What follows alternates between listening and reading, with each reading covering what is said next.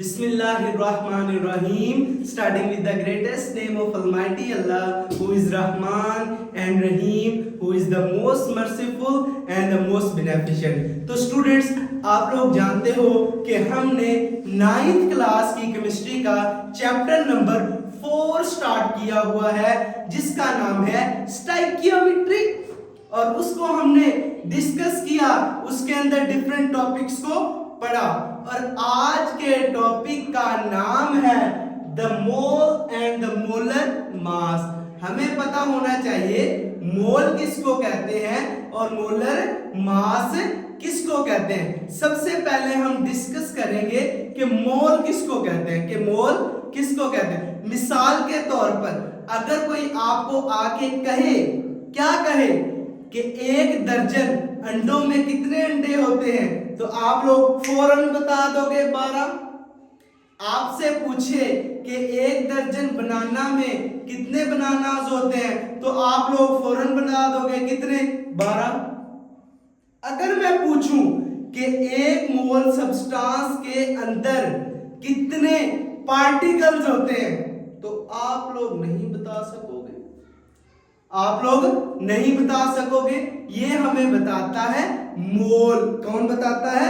Mole. For example हमारे पास है किसी सब्सटेंस के अंदर कितने पार्टिकल्स हैं, 6.022 मल्टीप्लाइड बाय 10⁻23, तो वो उसका 1 मोल है। वो उसका क्या है? 1 मोल है।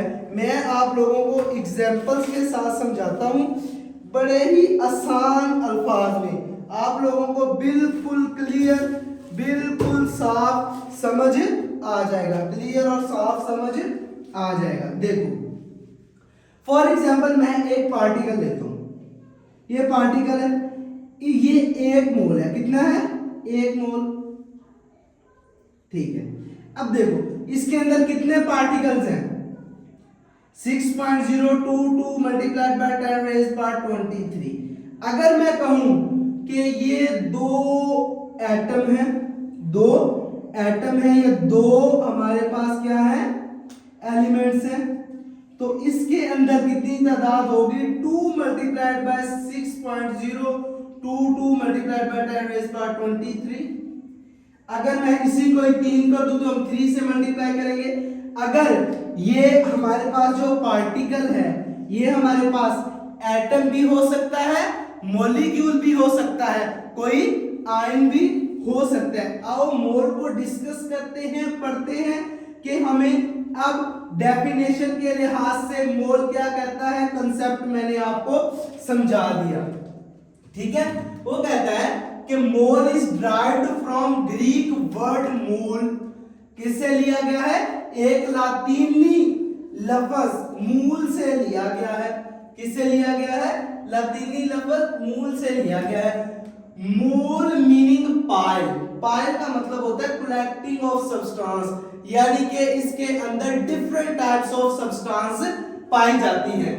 मोल for all state of matter. For all state of matter का मतलब है, ऑल स्टेट ऑफ मैटर का क्या मतलब है कि इसमें सॉलिड, लिक्विड, गैस, किसी का भी पार्टिकल, एलिमेंट, एटम, मॉलिक्यूल मौजूद हो सकता है। किसका?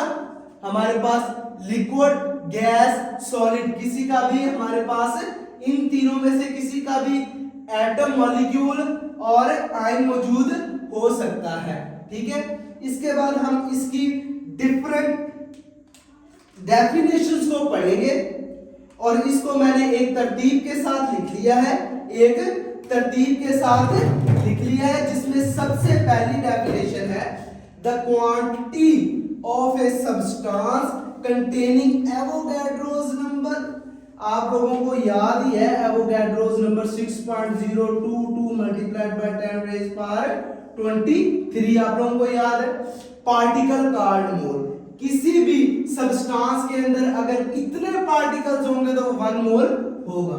उसके बाद है उन्होंने इसी को डाइवर्ट कर दिया थोड़ा सा, एवोगैड्रोस नंबर की जगह उन्होंने एवोगैड्रोस की क्या कर दिया, वैल्यू लिख दी, क्या a substance containing 6.022 multiplied by 10 raised by 23 particles, वो सब्सटेंस क्या हो सकती है?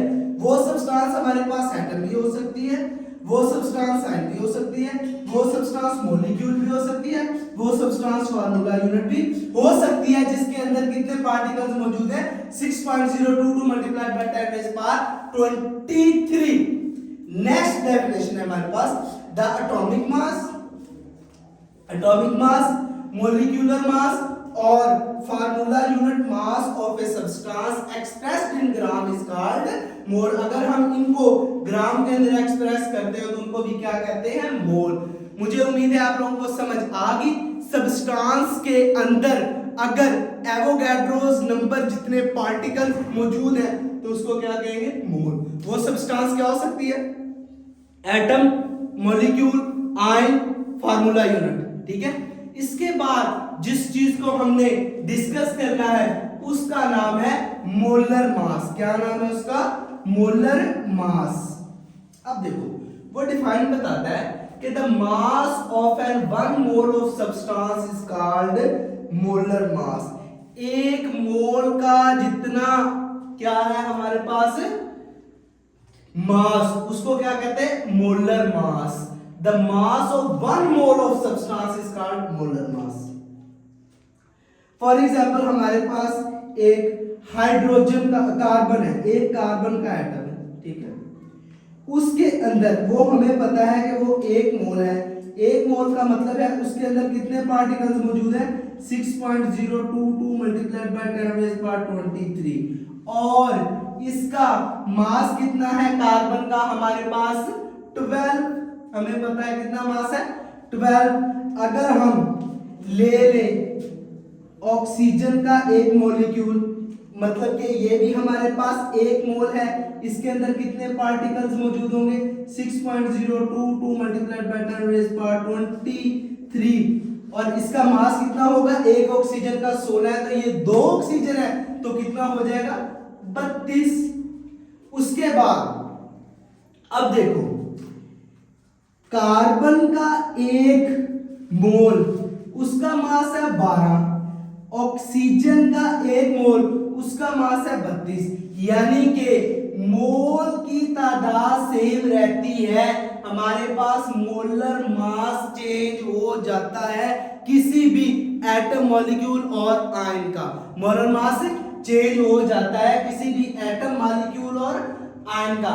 इधर हमने एग्जांपल दी हुई है, अगर हम 2 कार्बन और 1 ऑक्सीजन के मॉलिक्यूल को आपस में रिएक्ट करवाए तो हमारे पास बनता है 2 मॉलिक्यूल या 2 मॉलिक्यूल्स ऑफ कार्बन मोनोऑक्साइड।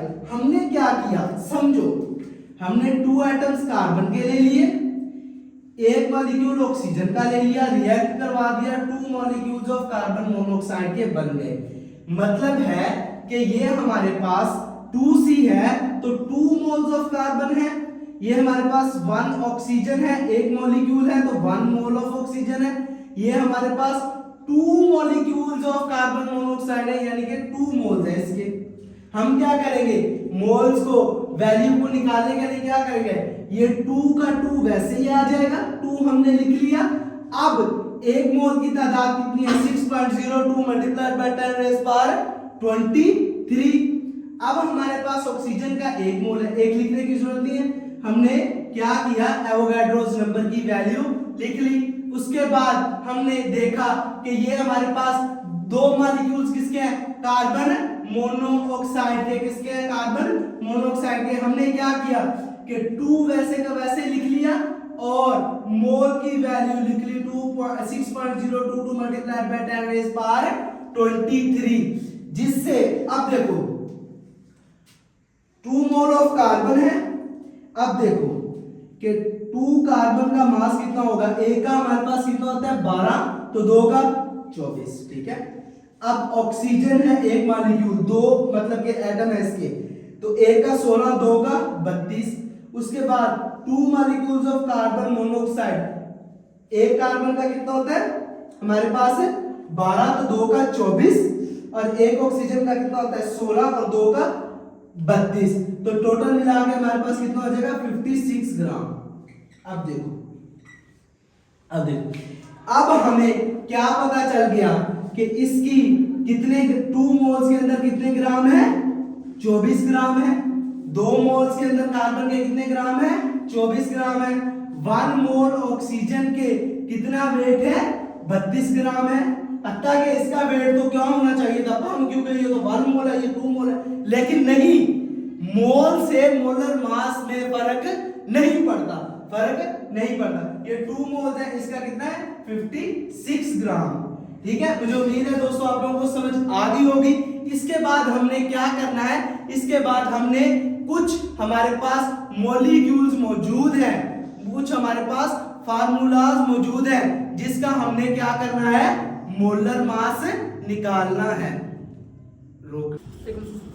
अब हमारे पास कुछ मॉलिक्यूल्स हैं जिनका हमने क्या निकालना है, मोलर मास निकालना है।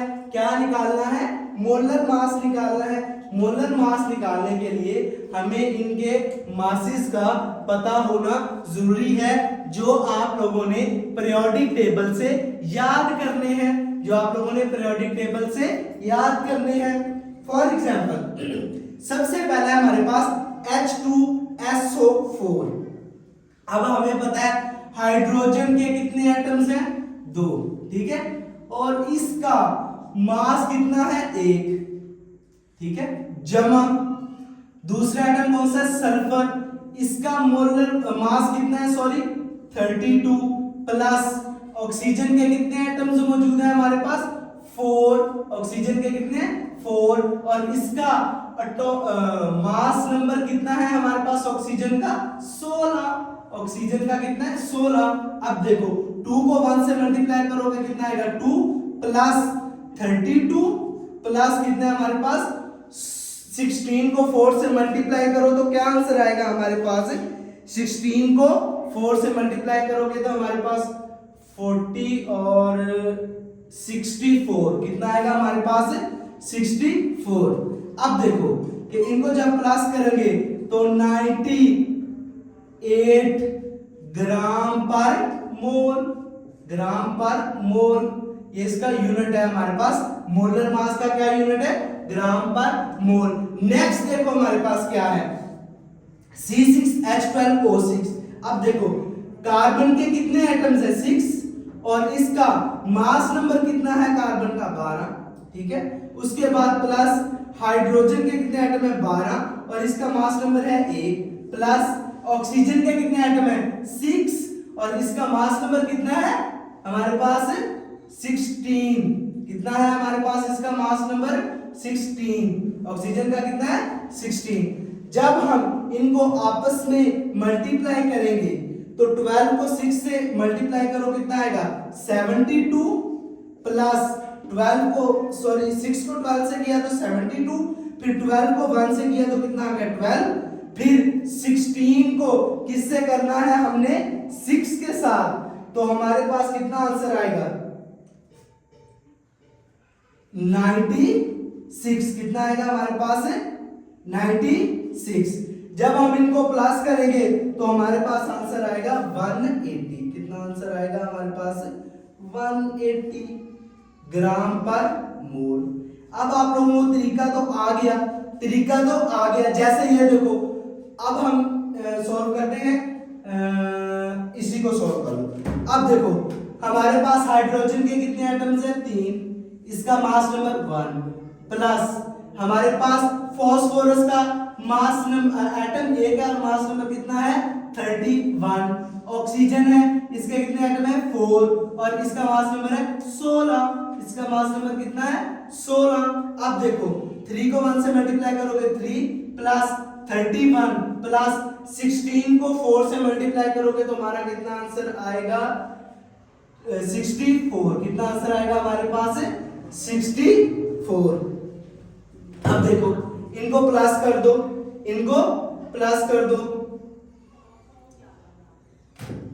96 ग्राम पर मोल इसका हमारे पास आंसर आएगा। इसी तरह हम क्या करेंगे, सिलिका ऑक्साइड। अब देखो सिलिका का क्या है हमारे पास, 1 ही एटम है और इसका मास नंबर हमारे पास कितना है, 28 कितना है मास नंबर, प्लस ऑक्सीजन के 2 एटम है हमारे पास और इनका मास नंबर कितना है 16। अब 28 प्लस 32, अब इनको आपस में प्लस कर दो तो कितना आंसर आएगा 60 ग्राम पर मोल। अब इसी तरह आप लोगों ने कार्बन का लिख लेना है, ये आप लोगों की समझ लो असाइनमेंट होगी। पहले आप लोगों ने क्या लिखना है 12, फिर कार्बन का कितना है मास नंबर भी कार्बन का कितना है 12, उसके बाद प्लस हाइड्रोजन का एटम कितने हैं 22 और मास नंबर 1, प्लस ऑक्सीजन का कितना है 16 एटम और इसका मास नंबर भी 16 है। इनको आप लोगों ने मल्टीप्लाई करके प्लस करके जो भी आंसर आएगा वो आप लोगों ने इधर देखना है। इस तरह नाइट्रोजन के 2 हैं 2 इंटू इसका मास नंबर प्लस ऑक्सीजन का कितना मास नंबर है 16। इसी तरह आप लोगों ने मैग्नीशियम कार्बोनेट का भी सॉल्व कर लेना है। तो दोस्तों मुझे उम्मीद है आज के लेक्चर की आप लोगों को समझ आ गई। आप लोगों ने क्या करना है चैनल को सब्सक्राइब करके वीडियो को लाइक करना है और उन बच्चों तक वीडियो को पहुंचा देना है जो बच्चे फीस पे नहीं कर सकते। चैनल को सब्सक्राइब कर दो। अल्लाह हाफिज।